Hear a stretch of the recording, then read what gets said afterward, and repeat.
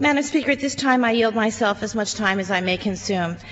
I was interested in my colleague, the last speaker's questions about why do we have a non-binding resolution and does it have any significance? And I should say, no one should minimize the significance of this resolution.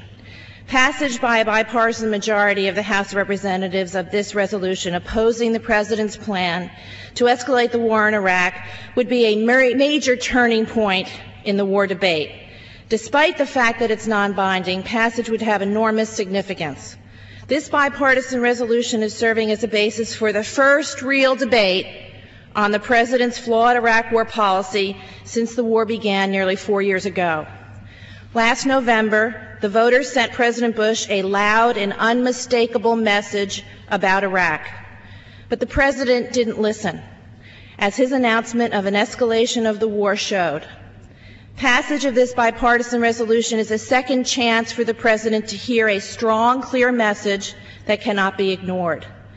Passage of this bipartisan resolution will send another clear message: no more blank checks for the President on Iraq.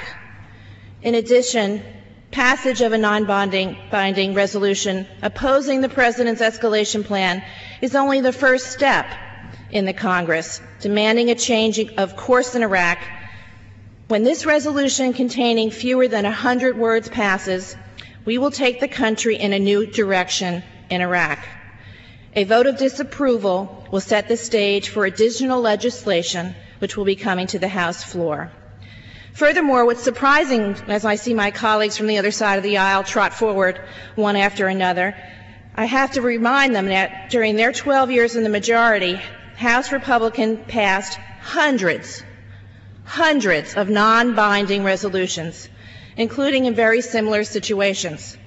For example, on October 30th, 1995, the House Republican leadership brought to the floor and passed H.R. Res. 247, a non-binding resolution repudiating President Clinton's pledge to deploy up to 20,000 U.S. troops to Bosnia as part of a peacekeeping force. I'll remind my colleagues, Kosovo is about to be declared independent because the United States and NATO countries interceded and stopped the genocide there. And that is a perfect example of wrong-headed policy that Democrats were able to put forward. Madam Speaker,